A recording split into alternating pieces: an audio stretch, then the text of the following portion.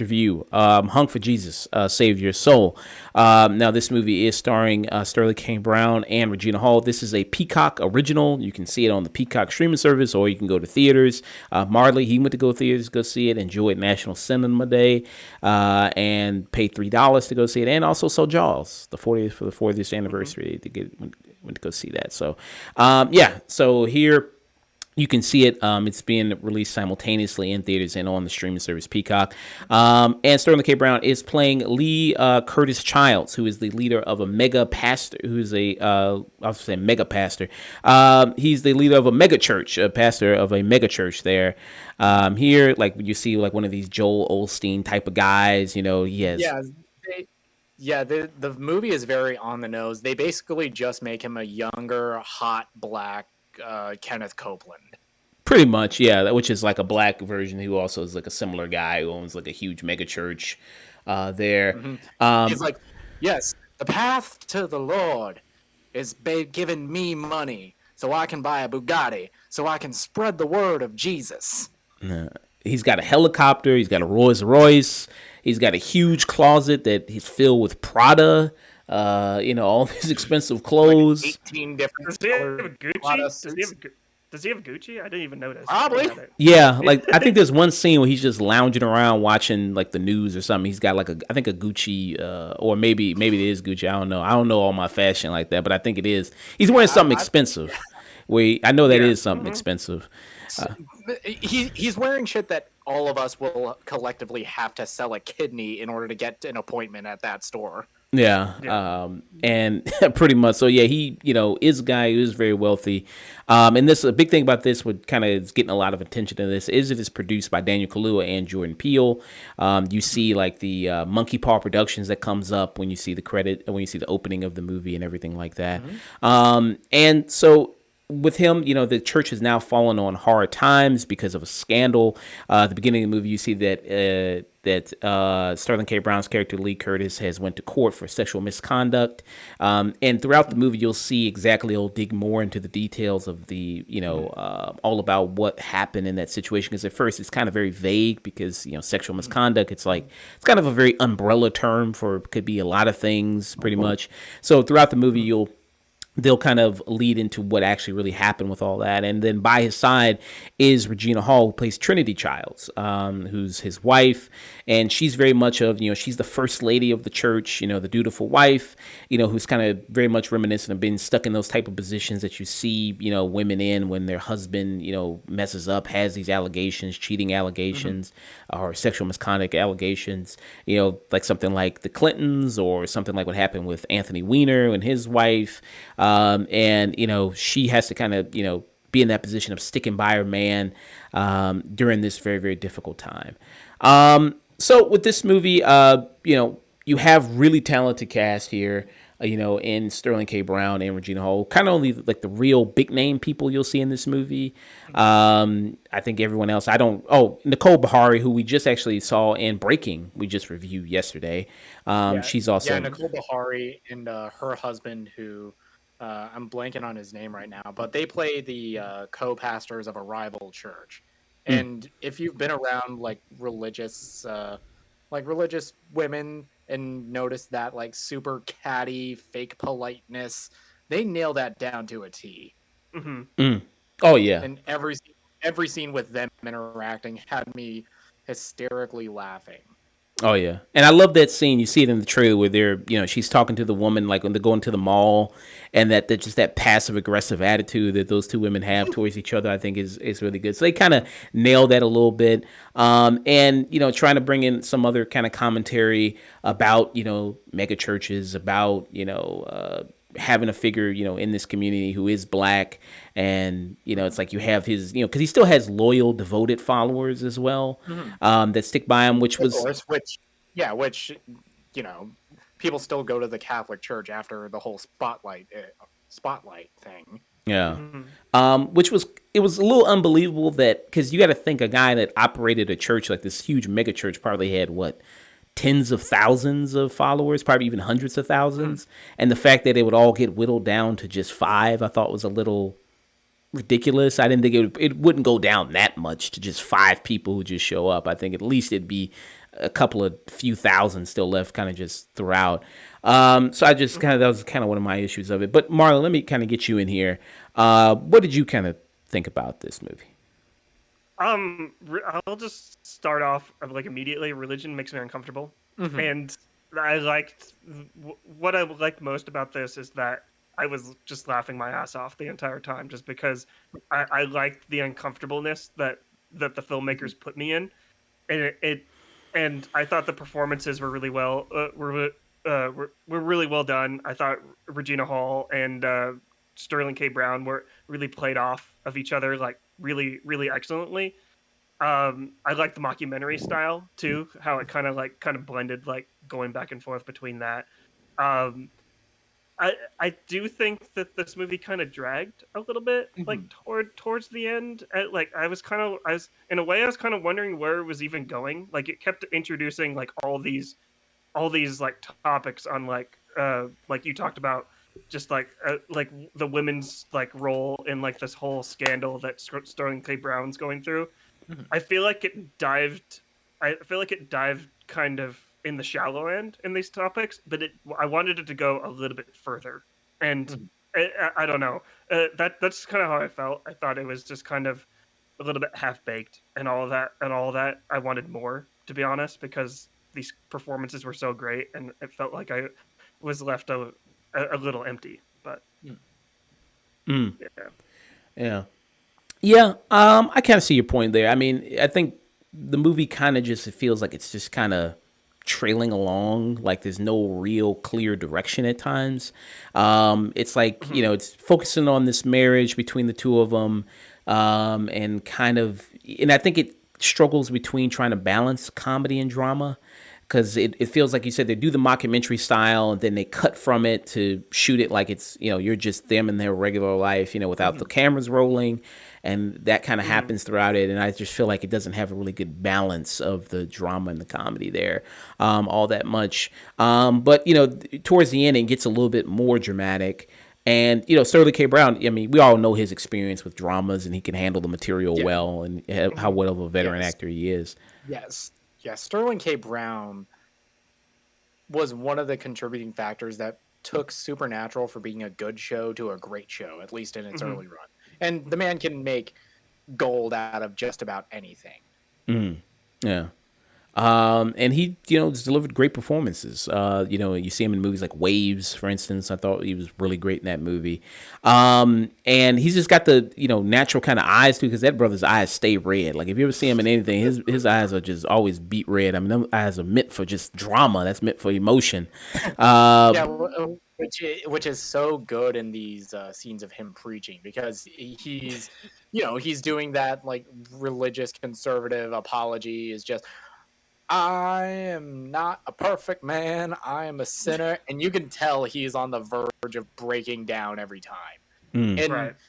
I think the biggest ace in this movie's a golf swing is Regina Hall, because she is incredible in this film. Yeah. If this film came out later in the year, I think she is in the name.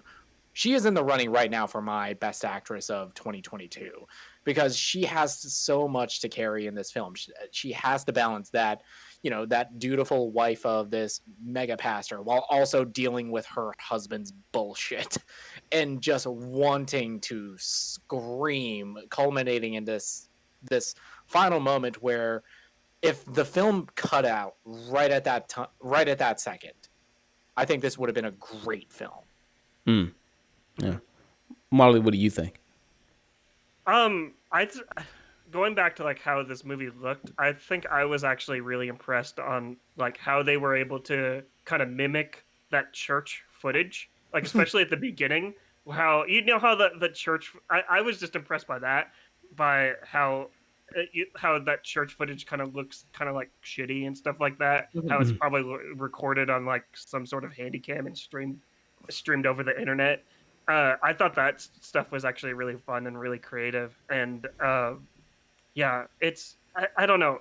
I think I might have to see this movie again just because Mhm. it just felt it. I felt like I wanted like when the credits rolled, I felt like I wanted more. That's like Mm. that that And I'll, that yeah.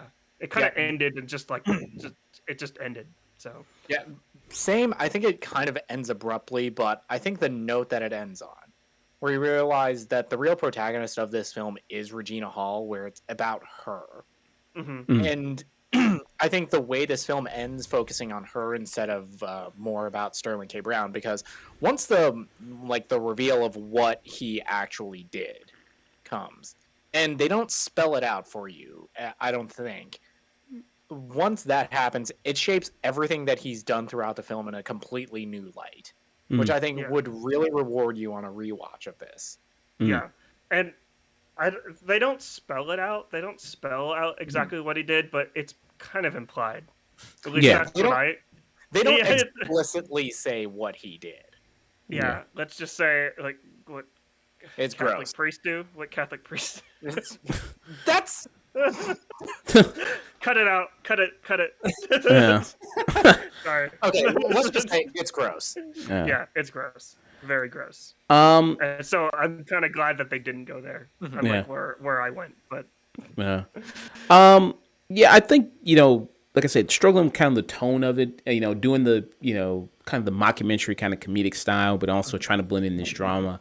And when they, so I did like when they did show that beginning, when you said that footage of making it look like it, that kind of that grainy kind of look that churches have when they film there in it. I thought that was a nice touch. I would have liked to see more of him, really like commanding this megachurch when it was at the height, to see like, okay, when was it, at the top, and what was he doing, and how many followers did he all have, and to see, so when it was that immediate big drop off, you could really feel it.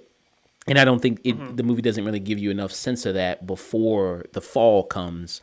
And I think it just immediately starts with kind of the fall, and you see kind of a little bit of the ramifications from that, the fallout from that.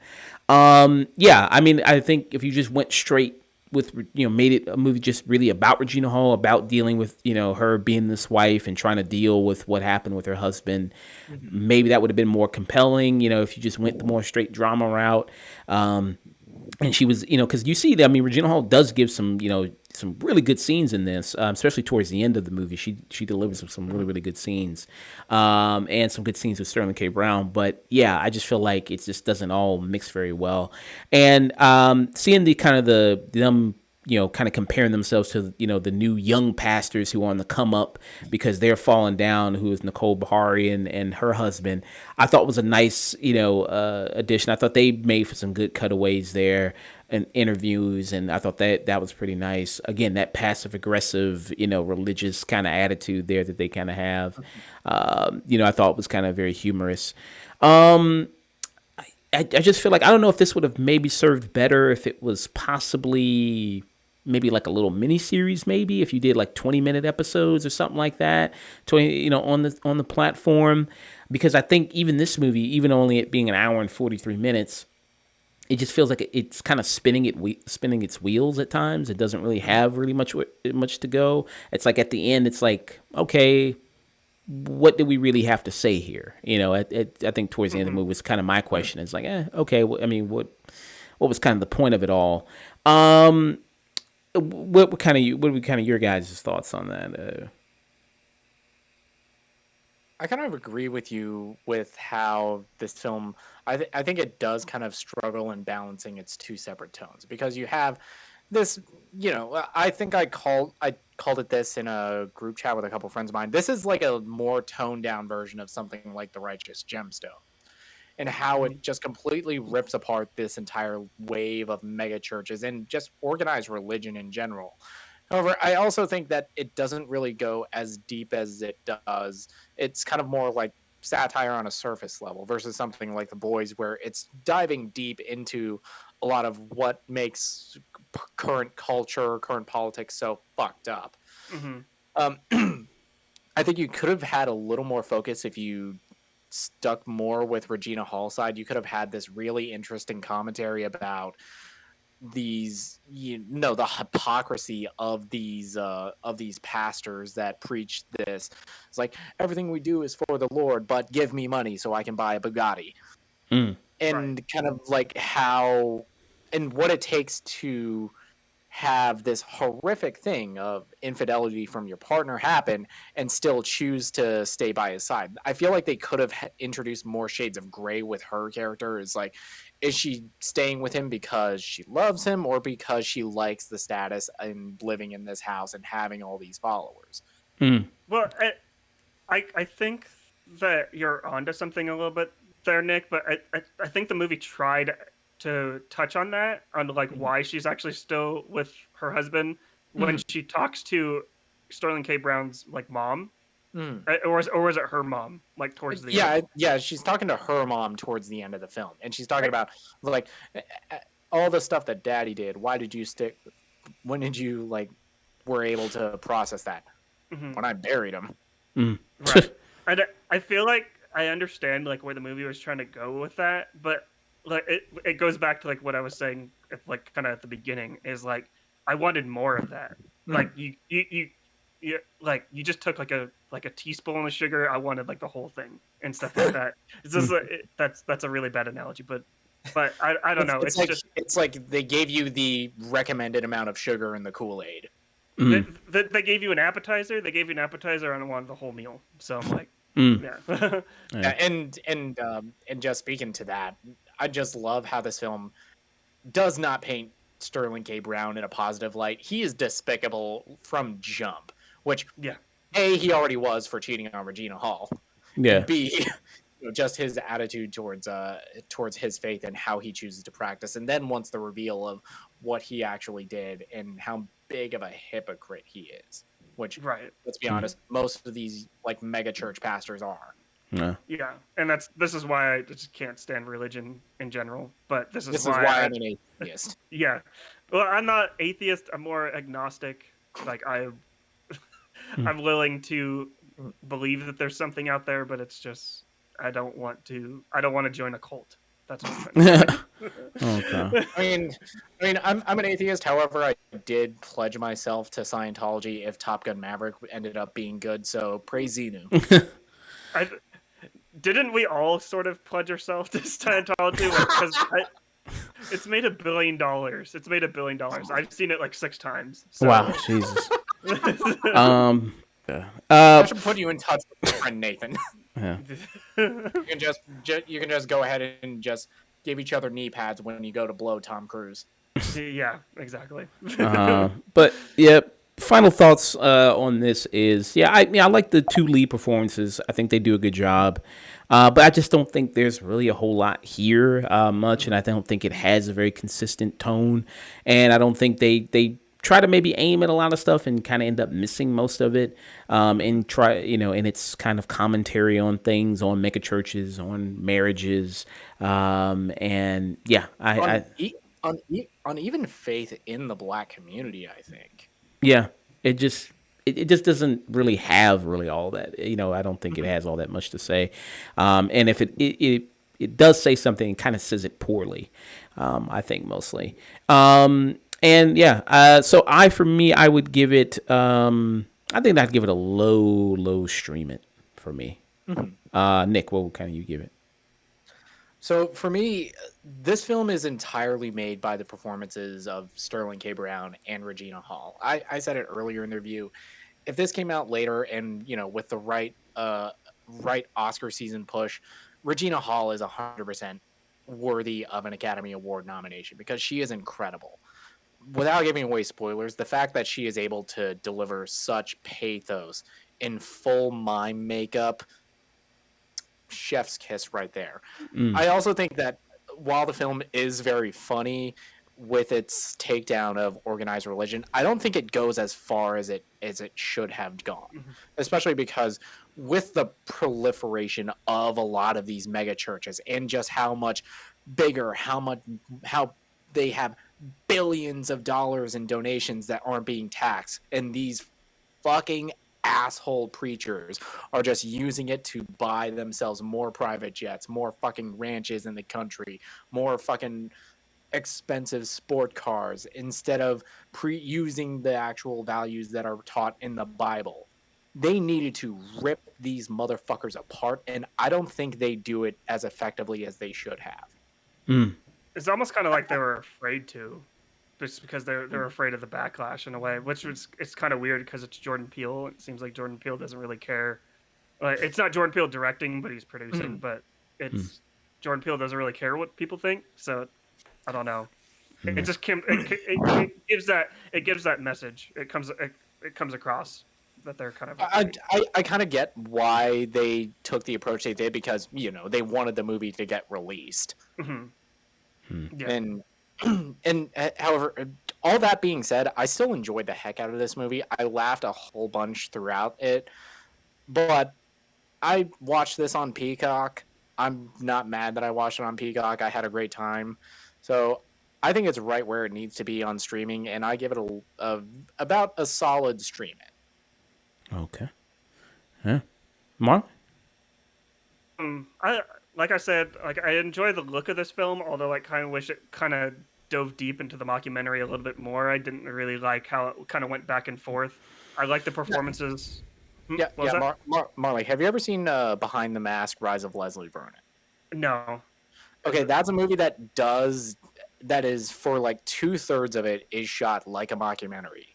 And then towards the third act, it becomes like a straight up normal slasher film. And I think in that film, I think this film could have taken notes from that, and how when it does transition to like a normal, like narrative structured film, it's seamless. And I don't think it is in here. Every time it transitioned from the mockumentary, it kind of pulled me out of the film.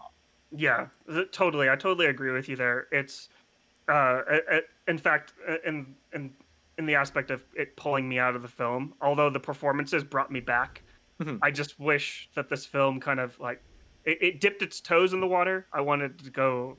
I wanted to go to the deep end. Like it's Jordan Peele, it's Daniel Kaluuya. Like these actors, like they could totally swim with the big boys.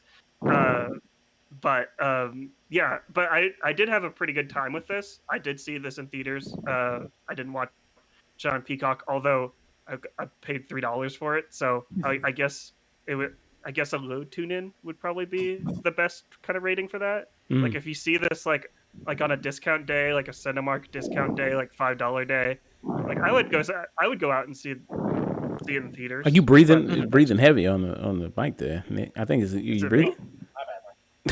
Is it me? No, I think it was Nick. Yeah. Yeah. It's your straw hat goofy headphones. You're just... I gotta get it. I forgot to like swing by Best Buy. I gotta get like new USB cable for my mic. It's fucked.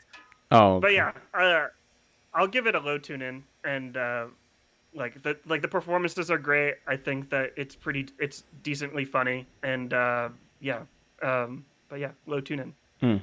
Yeah, I thought some good chuckles in it. There's some good chuckles every now and then, I think, in the movie. Should I spoil it? If you're able to stop your movie to have Sterling K. Brown and Regina Hall rap along to "Knuck If You Buck," yeah, and yeah, not pull me out of the movie at all. That's a good moment, but if you don't mind me spoiling like one of the funniest jokes in the movie, that is when he baptized the girl or whatever.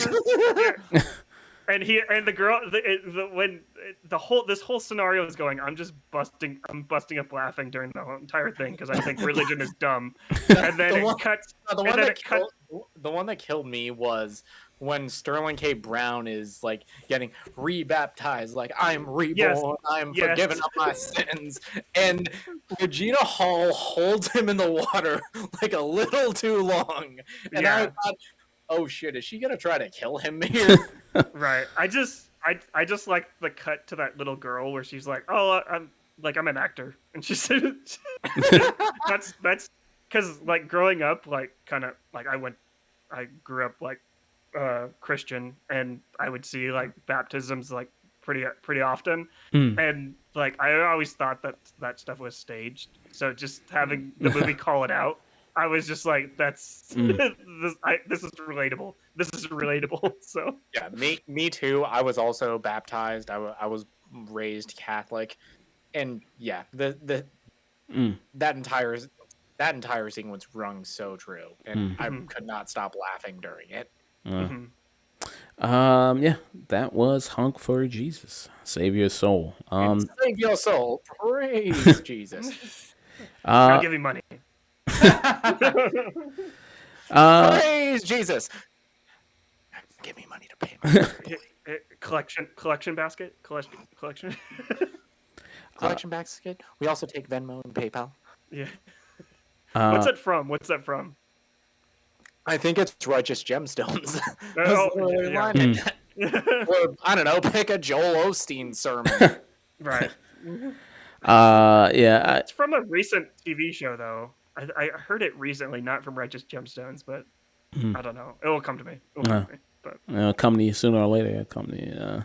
I don't know. Did you accidentally fall asleep with Kenneth Copeland's worship channel on? Probably. Yeah, it seems like mockumentary is making a comeback. Seems like it's seeing a lot more mockumentaries lately, like this. And yeah, it's kind of been dormant since The Office went off the air. Yeah, well, Parks and Rec went off the air, but yeah, that also, and yes. better. Yeah, we have Abbott Elementary now. You got What We Do in the Shadows. You have this. You have what else just did it? Something recently just did it too. I forgot what else just did it. But it seems like they're kind of making somewhat of a comeback now, actually. Yeah, so there we go.